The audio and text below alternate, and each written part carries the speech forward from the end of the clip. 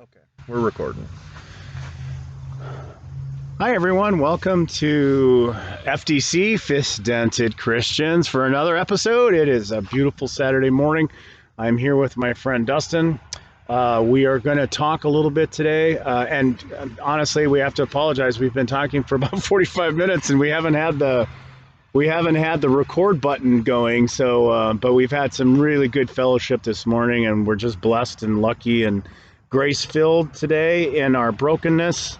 And today we wanted to just spend some time and place the light of God's love on Dustin and Dustin's story. And so today is going to be focused on him. We're not quite sure how long it's going to be, so we're not going to really worry about that. But I think as we move forward in these podcasts, is we're going to give the opportunity for people of all different walks of life to come visit, tell us their story as much or as little as they feel comfortable doing, with the main goal to just kind of get a perspective of other people's situations. So we thought that because the founder of Fist Dented Christians is Dustin Lynn, and we want to make sure that he had an opportunity, because I feel like he's driving the momentum, he's driving the energy of this, he's making it cathartic. And he's really being bold in his efforts to just really know himself, know others, and know how he's connected to the world. So welcome, Dustin. How are you today? Thanks, DJ. I'm doing well. Good. Well, thanks for coming over. Yeah. So tell me, and I know I'm going to pretend as though I don't know you, but I do know you. But a lot of people that are listening, they just don't. And so I guess in with that in mind, why don't you begin by just telling us a little bit about your story, and what I mean by your story is how are you broken, and how are you able to get up every day in your brokenness? So why don't we just start there, and you feel comfortable doing whatever you want or saying whatever you want. All right. Well, thanks for the intro. I'm broken in many ways. I will say formally, I think I've mentioned before, but if not, or if this is the first podcast you're listening to, I will say that formally I've been diagnosed with impulse control issues, anxiety, and depression. And then under the impulse control issues, specifically our rage and binge eating disorder. So I'd say, most of my childhood was spent just kind of being a kid. I never really felt like I could accomplish much, but I never really thought there was anything to that other than I was just incapable as a kid of doing anything. So I had all this anxiety and depression and impulse control issues as a kid, and I thought they were just who I was, and that made me a bad person or a not complete person or an incapable person. And then I had a moment when I was 19 or 20. I got fired from a company, rightfully so. I was doing many goofy things on a Saturday and got fired, and that sent me into a deep depression. And maybe 4 months in, I was hanging out with some buddies, and one of my friends went to church. And I just happened to ask him once, I think it was a Friday night, like, hey, would you mind if I join you on church on Sunday? And he's like, no, that'd be great. So I went to a church, actually just right down from where we are, called Woodland Hills. Okay. And their service is set up, it's 45 minutes of music, then 45 minutes of a sermon.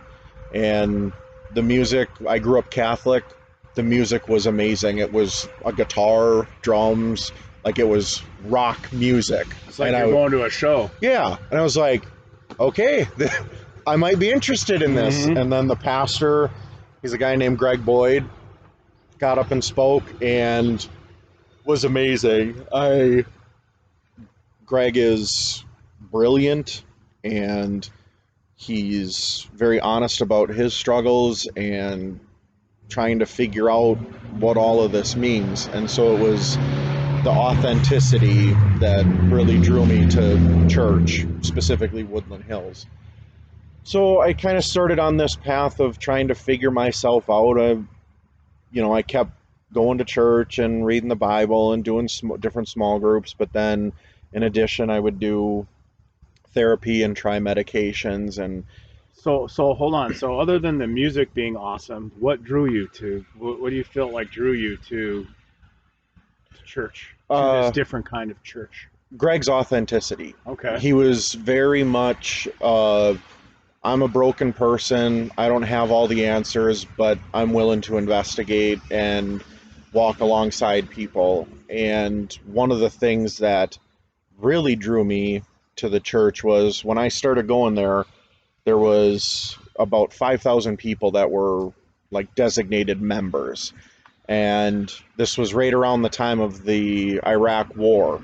And, you know, a bunch of American Christians were very much deciding that America was a Christian nation and it was appropriate that that kind of our faith, because we're Christians and we're in this great nation, we should be leading the world and we should take charge and tell people what to do. And Greg preached a sermon series called The Sword and the Cross about how that should be separate, that Jesus calls us to love everyone, that Jesus doesn't have a nation, that we as evangelical Christians shouldn't be so concerned about society's sins, that we should be concerned about our own sins and then minister to everybody. Oh, that sounds awesome. Yeah, and he ended up losing 1,000 members of the church. The 20% of his congregation got so mad at him for this quote-unquote radical message that they up and walked away. And he didn't change his message. The church took a big financial hit, and Greg stayed true to it because he thought it was the right message, that Jesus is for everyone and not some country or some select group of people. So I was just like, all right, if he's willing to do that, then he's worth listening to. I might not agree with everything he says, but if he's willing to stick to his principles and take a financial hit and a hit to his character or whatever, then it's worth following him. So you lost your job. Yep. So I lost my job. Started hanging out with some different guys. Right? Yep. So my buddy Dan, who invited me to church, started introducing me to a bunch of guys that he knew at the church. And that was a great group of friends for me. They were really supportive with all my issues. They always made me feel welcome. And slowly, so again, that was probably when I was about 20. And so slowly through all the therapy and medications, I'm finally starting to figure myself out at like the core of who I am. And so back up a little bit. So you said you started feeling anxiety kind of stuff when you were a teenager, right?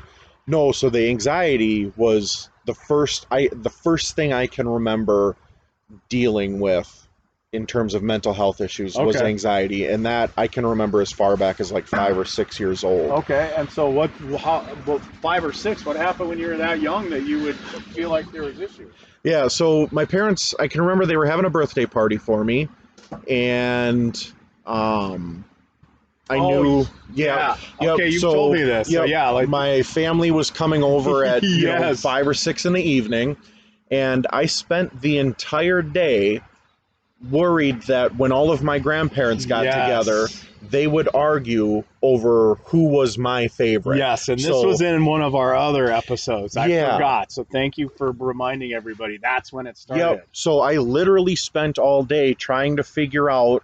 I had my Grandpa Dick and my Grandma Joan. I had my Grandma Georgia. I had my Grandma Betty, and I had my great Grandma Tingval. And I can remember spending the entire day trying to think how I would convince the 5 of them that I love them equally. And I didn't really, that memory was always in the back of my head, but it didn't really strike me as this was in the chicken and egg situation, this was my egg moment. Isn't that interesting? That at that such young age, you were feeling love because people were coming to your birthday party, and yet somehow, like, whatever you want to call it, like evil or just our animal brains or whatever, turned it around completely, right? Yep. Yeah. So that vigilance. Yeah.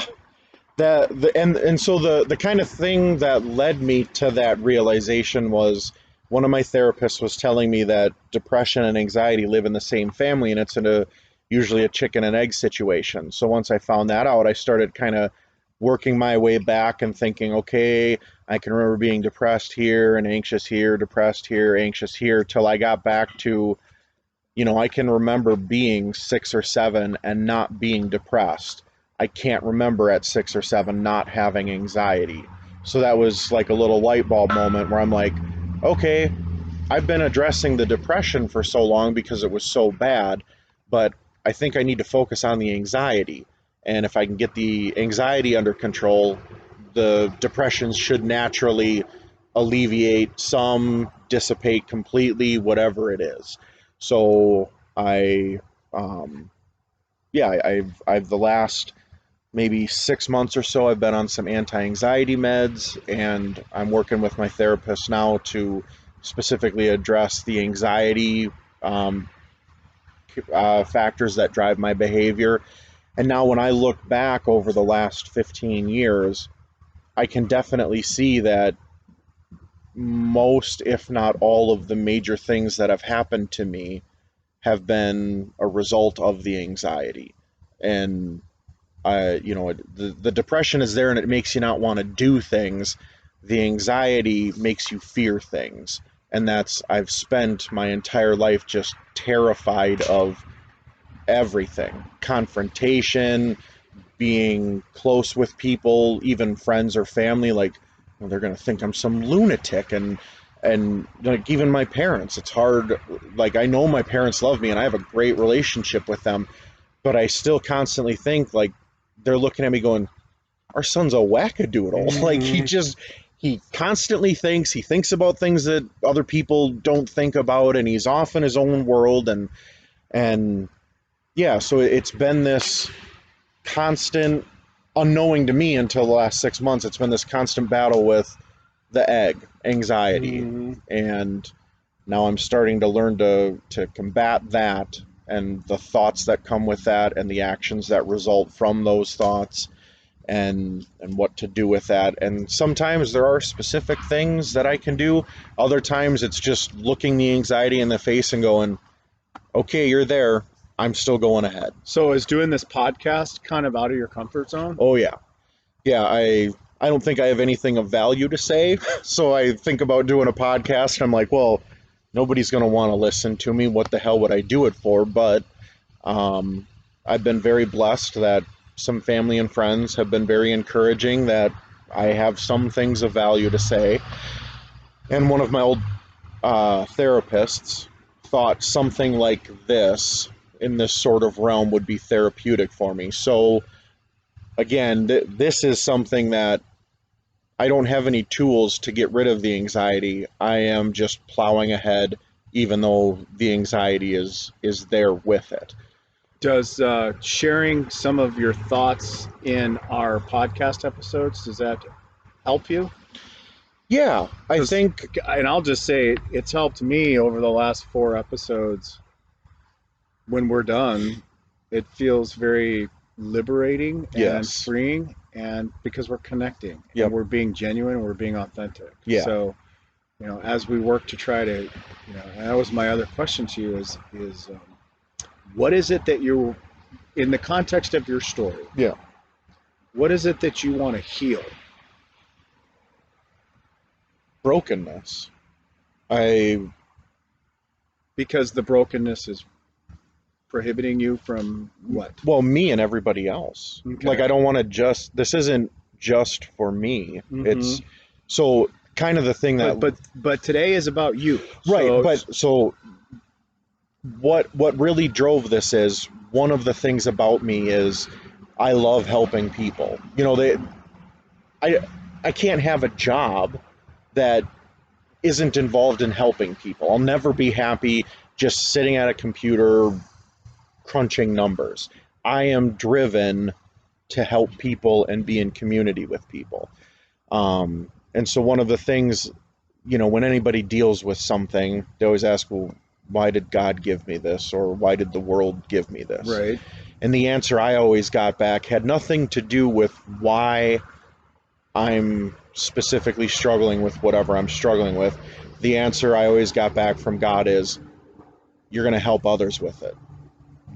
That's like at the core of your being, you love helping people. So whatever you're going through, learn how to help others. That's And interesting. So what you want to heal is your brokenness, and in the same breath, you said part of how to heal that brokenness is to help other people. yes.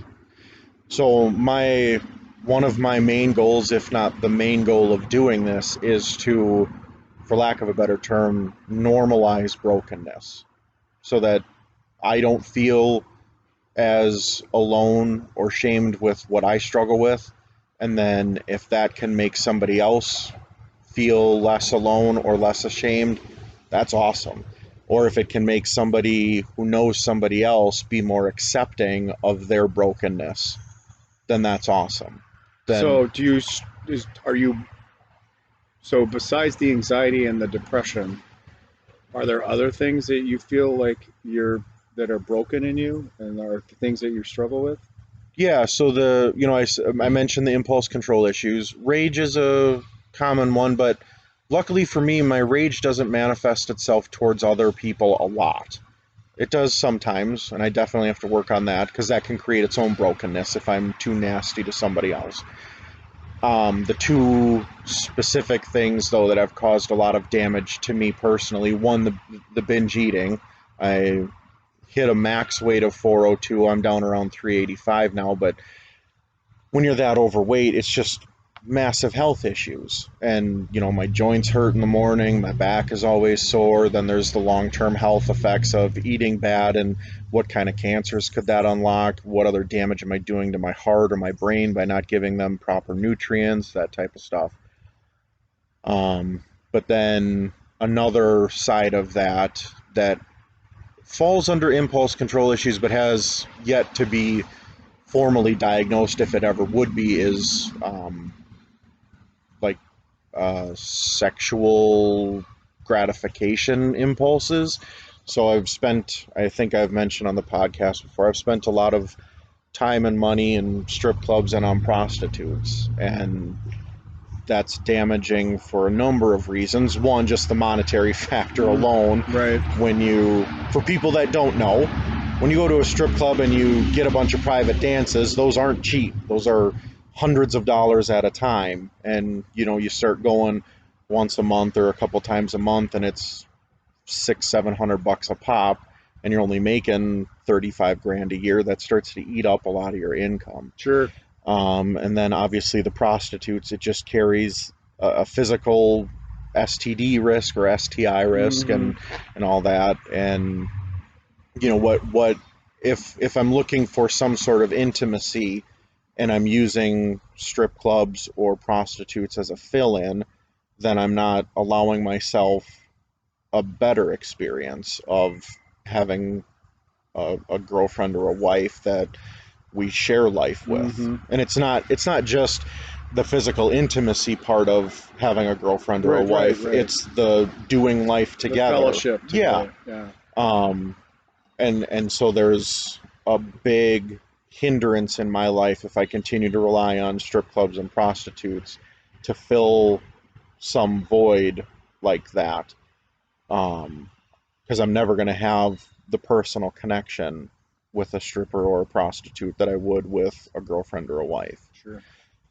So it's the anxiety and depression cause a lot of problems, but impulse control issues are right behind those two in causing a lot of issues, just daily stress of finances. I've been living paycheck to paycheck. I'm 35 now.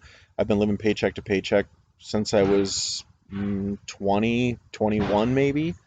So it's like 15 years of not having a savings account, not having any money saved for retirement. Like, if something goes wrong, I've had to rely on my parents a number of times to loan me money to get out of a jam. I've had to take out a bunch of loans and rack up credit card debt if I get into a jam. And it's like, that's just exhausting. So that mental drain every day, and then that mental drain leaves me more open to strip clubs, prostitutes, overeating, feeling depressed, feeling anxious, and then it just, all of that feeds on itself and just continues to make every situation seem unbearable. And then I get to the point where suicide starts to seem like a reasonable option. It's not just some thought that I have. It's a real, well, there's always that way out. And that's a really dark place to get to when you, and one of the things that I've struggled with is I know that a lot of people, like a lot of research shows that suicide is an impulse choice, that it just, people get to a point and they feel trapped, so it's a way out. Or I think you mentioned your sister, she just wanted to feel something. What scares me about it is I've been thinking about it for so long that I would be concerned that if life didn't turn around at some point, it's not going to become an impulse choice, it's just going to become my only rational choice left. That I'll get to a point where there's nothing for me. I've dug a hole so deep that even if I dug myself out, I would be 70 years old at that point. Well, and then what the hell's the point of digging yourself out at 70? And I know that, I mean, I shouldn't say that, like, people that are listening, there is a point, but in my mind, in the dark thoughts, there's no point. So then it becomes, well, am I going to just struggle for the next 40 years of my life or 30 years of my life? Or am I just going to be done with it now and the suffering? And so that's been a really dark, difficult thought to overcome. And one of the things that has helped with that is I've done a bunch of research on suicide, and one of the things that I've learned is the people you leave behind are just completely crushed, and most of them never get over that. And so I try my best when I get really dark to think about my family and friends, in particular a few people that I don't think would handle it well at all, and then what does that do to them? And then if they don't handle it well, what does that do to the other family and friends? And then it's just this big giant wave that goes out. And so far I'm here, so that's helped. But it is like, shit gets dark. Chester Bennington, the lead singer of Linkin Park, he committed suicide, and maybe 6 months or a year, whatever it was, before he had committed suicide, he was on a radio show talking about his depression. And he pointed at his head and he said, "This is a dark neighborhood. I shouldn't be in this neighborhood. I need to stay out of this neighborhood." And I feel that a lot with me. It's, I need to get out and do things, because if I stay in my own head, it gets dark quick, and I'm not equipped to deal with that. I don't have the tools yet to deal with that neighborhood. So part of this podcast is get me out of my own head. It's been wonderful that I have a friend like you that's able to do this and is excited to do it. And it'll be great when we can get some other people on and get out of my own head. And so other than helping people to sort of heal your brokenness, what other kinds of things in your life bring you joy? Well, there's the kind of surface stuff. I love cars. Start there. Yep. I love cars. I wish I knew how to fix them. I don't, but I've been reading car magazines since I was 14 years old, and I would say I have an obsession with them. Good. I used to love sports. I don't so much anymore for a number of reasons. Who's your favorite band? Metallica. So DJ knows. Music, I love music. I can't play a lick of it, but I love music. And yep, so I love all types of music. Heavy metal's my favorite genre, and Metallica is my favorite band of all time. And favorite record by them? That would be Ride the Lightning. Okay. Yep, favorite song is Fade to Black off of Ride the Lightning. And for anybody listening who knows Metallica, I will tell you that their later albums are good, and if you think that, then you're just wrong. The Black Album, Load, Reload, S&M even, or Saint Anger, they're all good, so I'll argue till I die over that. But yeah, so I've been Cars, music. What Yep. else brings you joy? Honestly, hanging out with friends. Mhm. I'm really lucky. My mom's younger brother, my uncle Brent, is also my godfather, and he loves cars and he loves music. So once every couple months, he and I get together on a Friday night and we'll shoot some pool and have some drinks and listen to music way too loud. His Mhm. wife will get annoyed with us, but she's a Mhm. good sport. That's his wife, Chris, my Aunt Chris, or Kitty as we call her. I do love building things. Mhm. I'm not good at it, but Mhm. Brent's very good at it. My dad's very good at it. So anytime they got a project they're working on, I'm all about what do I need to saw? What do we need to put up? How do we need to fix things? Honestly, I love learning. That's Mhm. one of the things I've always had a hard time that people say, well, you ask the question, if you won the lottery, what would you do? Mhm. And then you should do that for your career. Mhm. And my problem was I could never pick one thing. Mhm. I just, like, the thought of doing one thing for 30 or 40 years just drives me nuts. I Yeah. have too many interests. Talk about anxiety, huh? Yeah. Like, I want to read theological books and I want to read books on like space exploration, and I want to read books about the history of planet Earth, and how it formed and then how life grew and how it evolved, and how I've lately, the last year or two, I've had this minor obsession, maybe starting to get to be a major obsession, about how humans became humans, how Mhm. they evolved from the genus before us was Australopithecus, and then how we moved out of Africa, and they're starting to find that it wasn't just one movement, that it was a bunch of movements. It'd be a movement out and then they get cut off, and a movement out, and like just how that connects everything. Mhm. But yeah, I love history of any history that I Mhm. can pick up. I'm Mhm. big on that. Yeah, there's just so many things that I want to learn about, and I was listening to a podcast, a Joe Rogan podcast at work, about two guys that were arguing with another guy about a cataclysmic event that may have wiped out an ancient civilization that was much more advanced than we thought. And it was 3 hours long. And I was listening to it while I was working at our shipping table, boxing stuff up and shipping it out. And for 3 hours, I was fully engrossed in these three guys arguing about geological evidence and anthropological evidence. And I thought, man, if you'd have told me at 15 that I'd be interested in this, I'd have told you Mhm. you were nuts. But here I Mhm. was, just fully engrossed in this random subject that's just popped up in my life in the last year or And two. you're a curious person, Yeah, right? You're a seeker. yeah, yeah. And then I would say maybe my biggest interest over anything, and this goes along with helping people, is I'm just interested in people. Mhm. I want to know I want to understand people on like a group level, whether Mhm. that's on a national level or a local level, or most importantly, an individual level. Mhm. I just like, what makes a person who they are? What do they think? What have they been through? Why do they process things the way they do? Why do they reach the conclusions they do? Am I missing something if I've reached a different conclusion, or is it something we just disagree on? So my biggest thing in life is, I just, like you said, I'm curious about a lot of things.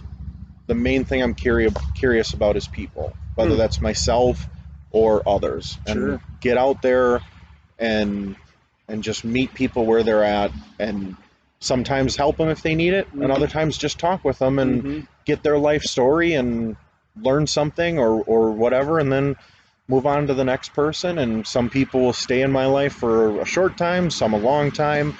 um, yeah, I just, That's great. yeah, Um, that's great, and it's also kind of inspiring to listen because I'm hearing all sides. I'm hearing the polarity of suicidal ideation, yeah, but then I'm also hearing that you love cars and Metallica, and that you love people, and you love building things, and you love yeah, helping people. And I'm sure that whoever's listening can probably relate to some of that stuff. yeah. Is there anything else you maybe want to finish with as we as we kind of get towards the end of our time together?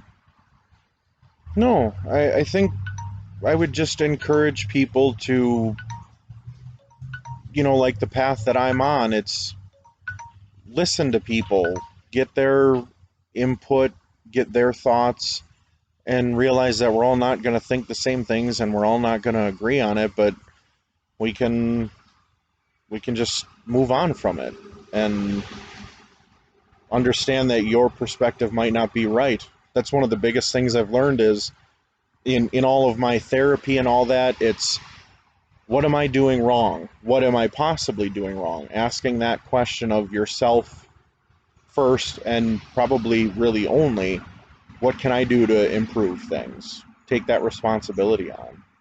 Be open to, you're not perfect. Oh, that's perfect. Yeah. Well, let's finish with that and Yeah. and a prayer. All right. And we appreciate your willingness to talk more, and we look forward to getting to learn all that what makes Dustin tick. And dear Lord, we want to just finish today with gratitude and thankfulness that we are able to share time together and be able to hear stories about our lives that impact us and our relationship with you.